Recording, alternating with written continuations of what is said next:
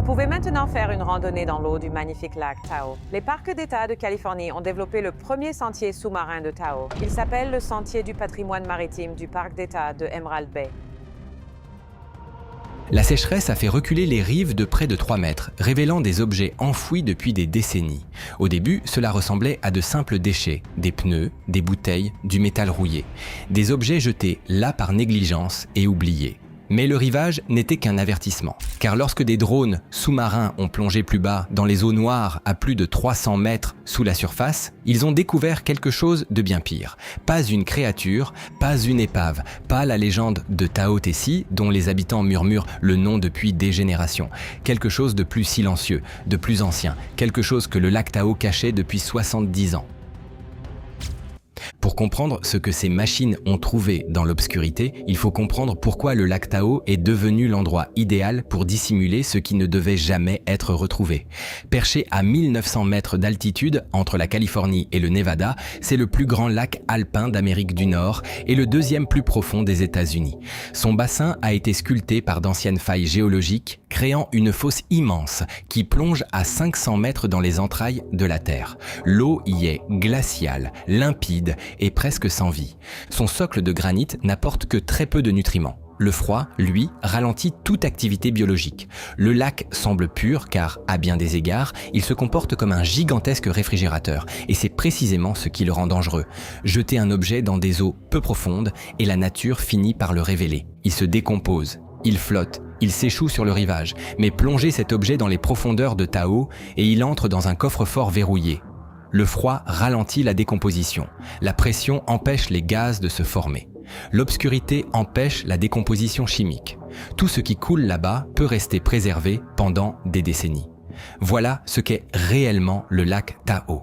Pas seulement un lac, un coffre-fort. L'histoire commence après la Seconde Guerre mondiale. Avant la guerre, Tahoe était isolé et difficile d'accès. Les routes étaient rudes. Les hivers coupèrent l'accès. Quelques rares visiteurs fortunés venaient pour des retraites tranquilles, mais la majeure partie du bassin restait sauvage. Puis, la guerre a tout changé. Les routes se sont améliorées. Les entraînements militaires se sont multipliés dans la région. Les soldats ont découvert la beauté du lac. Et après la guerre, quand l'Amérique est entrée dans une nouvelle ère d'automobiles, d'argent et de construction, les gens sont revenus.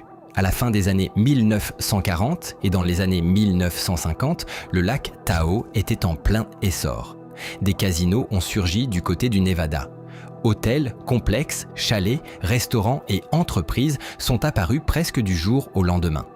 Le rivage s'est transformé plus vite que les réglementations ne pouvaient suivre, car apparemment il suffit aux humains d'un seul lac pittoresque avant de décider « monétisons-en l'âme jusqu'au bout ». Mais toute cette croissance a créé des déchets, débris de chantier, eau usée, produits chimiques industriels, vieilles voitures, de vieux équipements. Tout ce qu'il fallait faire disparaître.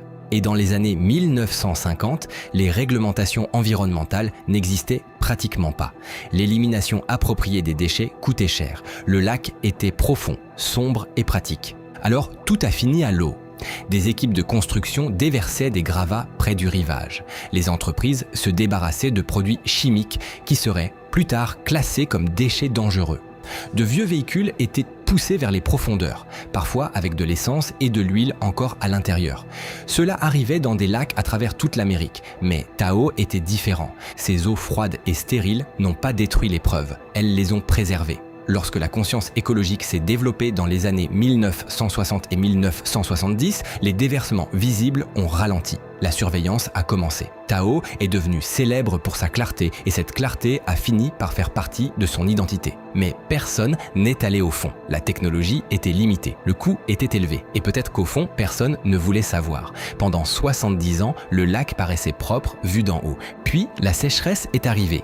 À mesure que le niveau de l'eau baissait, les plages nouvellement exposées ont commencé à révéler ce qui était resté caché. Des randonneurs ont trouvé des pneus, des bouteilles et d'étranges objets métalliques corrodés au point d'être méconnaissables. Au début, cela ressemblait à de simples détritus. Puis, les plongeurs ont commencé à chercher. Colin West, fondateur de Clean Up the Lake, passait déjà depuis des années son temps à diriger des équipes de plongeurs sur le périmètre du lac Tahoe. Son organisation à but non lucratif avait extrait plus de 20 000 déchets du lac, mais lors d'une période de basses eaux, ces plongeurs ont atteint des zones restées inaccessibles pendant des générations, et c'est à ce moment-là que les découvertes ont changé. Ils ont trouvé des voitures, des dizaines, des véhicules des années 1940, 1950 et 1960 gisaient éparpillés sur le lit du lac, particulièrement à proximité des anciennes routes et des points d'accès. Certains semblaient avoir été poussés à l'eau, d'autres paraissaient y avoir été conduits délibérément. Le plus troublant n'était pas seulement leur présence, c'était leur état de conservation. Dans d'autres lacs, les véhicules immergés finissent par s'effondrer, rongés par la rouille. À Tahoe, le froid les a maintenus étrangement intacts. La peinture était encore visible, les tableaux de bord restaient reconnaissables, les poignées de porte étaient toujours en place. Certaines plaques d'immatriculation pouvaient encore être lues. West a décrit s'être approché d'une vieille berline et avoir instinctivement vérifié si quelqu'un se trouvait encore à l'intérieur. Imaginez un peu, un plongeur en 2024 nageant vers une voiture immergée depuis l'époque d'Eisenhower et ressentant, pendant une seconde terrible, l'impression d'arriver sur les lieux d'un accident récent.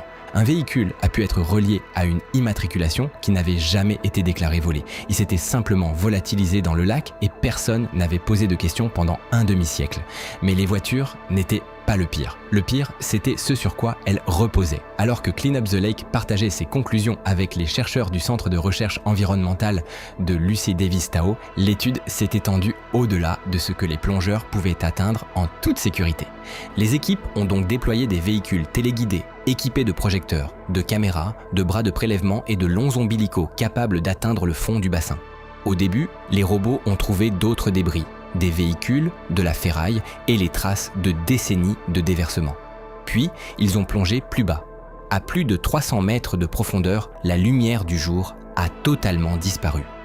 La température stagnait autour de 5 degrés Celsius. La pression s'est accentuée. Le monde est devenu noir, silencieux et étranger. Et les débris continuaient. Vers 425 mètres de fond, les projecteurs des robots ont révélé de grandes formes cylindriques éparpillées sur le lit du lac. Des barils, des fûts industriels, le genre de conteneurs utilisés pour stocker des produits chimiques. Au début, l'équipe en a vu un, puis deux, puis des grappes, puis d'autres silhouettes sont apparues au-delà des faisceaux, se fondant dans l'obscurité. La caméra a pivoté et l'étendue semblait infinie. Ce n'étaient pas des objets égarés par hasard. Des fûts industriels ne finissent pas accidentellement à près de 450 mètres de profondeur dans un lac de montagne. Quelqu'un les avait acheminés là. Quelqu'un les avait déversés dans des eaux si profondes que personne n'était censé les découvrir. Les robots ont recensé des centaines de conteneurs. Certains gisaient par groupe, d'autres étaient dispersés, suggérant de multiples épisodes de déversement au fil des ans. Puis, vers 480 mètres de fond, les robots ont trouvé les barils qui allaient tout changer. Ils étaient plus imposants, plus lourds, plus corrodés.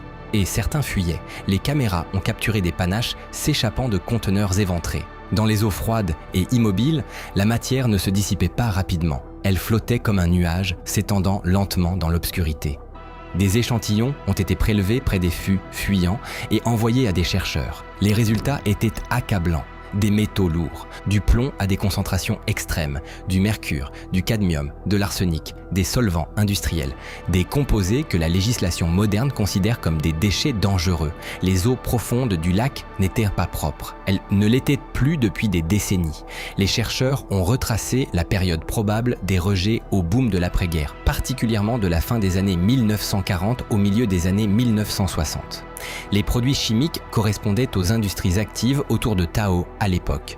Services automobiles, métallurgie, pressing, blanchisserie industrielle, hôtellerie, laboratoire photo, peinture, revêtement et services de soutien au casino.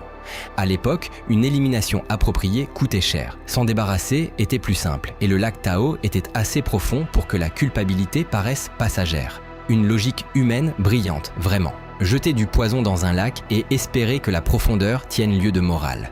Pendant des décennies, cette logique a semblé fonctionner. Les analyses en surface se concentraient sur la clarté. On supposait que les profondeurs du lac étaient isolées.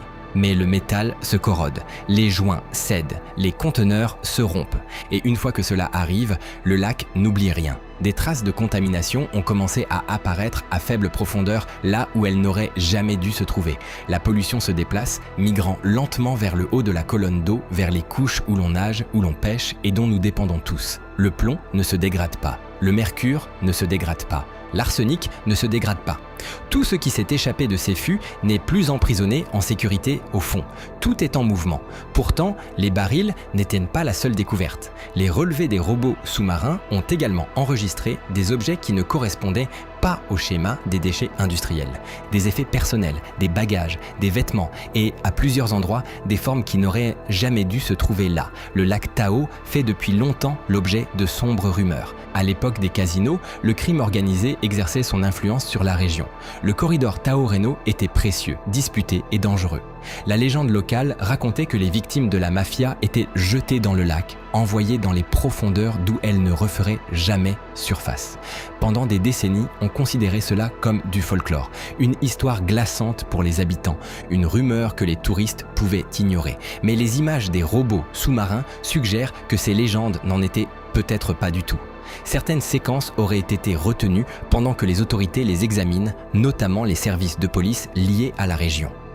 Ce que décrivent les membres des équipes de plongée et de robotique sous-marine est profondément troublant. De possibles restes humains préservés dans les profondeurs glaciales du lac. Pas des squelettes, des corps préservés. Les mêmes conditions qui ont protégé les voitures et ralenti la dégradation chimique ont aussi freiné la décomposition humaine. Le froid, le manque d'oxygène, l'obscurité et l'absence d'organismes charognards ont créé un lieu où les restes peuvent demeurer reconnaissables bien après le moment où ils auraient dû disparaître. Le style des vêtements, les débris environnants et les modèles de voitures suggèrent que certains pourraient dater des années 1950 à 1970, la même période liée à l'essor des casinos de Tahoe et aux rumeurs de crimes organisés. Si c'est vrai, cela signifie que des personnes disparues attendent peut-être dans le noir depuis des générations. Des affaires ont été classées parce que personne ne trouvait de preuves. Pourtant, les preuves étaient là depuis le début, simplement trop profondes pour être atteintes. Aujourd'hui, les autorités font face à une question impossible. Que faire d'un lac rempli de secrets ? Le problème environnemental est urgent, mais le résoudre n'est pas simple. Les barils gisent à des profondeurs extrêmes. Les remonter est dangereux et coûteux. Manipuler des fûts corrodés pourrait libérer davantage de toxines d'un seul coup. Laissez-les là et ils continueront de fuir. Remontez-les et le nettoyage lui-même pourrait tourner au désastre. C'est le genre de choix que seuls les humains savent engendrer. 2 catastrophes et une réunion de commission pour décider laquelle recevra un budget. Certains experts préconisent d'abord une surveillance. D'autres affirment que laisser des déchets dangereux dans l'un des lacs les plus emblématiques d'Amérique est inacceptable. Les agences d'État et fédérales ont lancé des études, des groupes de travail et des demandes de financement. Mais la bureaucratie avance lentement. Pas les barils, la présence possible de restes humains crée une crise d'une toute autre nature. Les récupérer pourrait enfin apaiser les familles qui attendent depuis des décennies. Mais cela rouvrirait aussi de vieilles affaires criminelles, entacherait des réputations et exposerait un passé que la région s'est efforcée d'enterrer. Pour les familles des disparus, la réponse est simple, ramenez-les. Pour les offices de tourisme, les casinos, les propriétaires et les élus qui dépendent de l'image immaculée de Tahoe, la vérité est plus dérangeante, car le lac Tahoe est toujours magnifique. Sa surface scintille encore sous le soleil de la Sierra Nevada. Les visiteurs continuent de photographier ses eaux azurées. Les brochures le décrivent toujours comme pur, paisible et intact, mais l'image s'arrête à la surface. Sous cette image, à 500 mètres de profondeur, le lac raconte une autre histoire. Des centaines de fûts de déchets toxiques, des dizaines de véhicules abandonnés, d'éventuels restes préservés de personnes disparues que personne n'aurait jamais dû retrouver. Pendant 70 ans, les profondeurs ont gardé le secret. L'obscurité a dissimulé les preuves. La clarté du lac est devenue un masque. Puis la sécheresse a dévoilé les berges. La technologie a atteint le fond. Et le coffre-fort de Tahoe s'est ouvert. L'eau remontera. Les débris du rivage disparaîtront sous la surface. Les touristes reviendront. Les bateaux traverseront les eaux bleues. Les objectifs captureront la même vue parfaite. Mais ce qui a été découvert ne peut plus être ignoré. Les images existent, les prélèvements existent, la vérité existe. Le lac Tahoe reste splendide. Mais désormais, chaque photographie étincelante porte une ombre en elle. Car loin sous la surface, dans l'eau noire et glaciale, le passé est toujours là. Il fuit, il attend et il refuse de disparaître.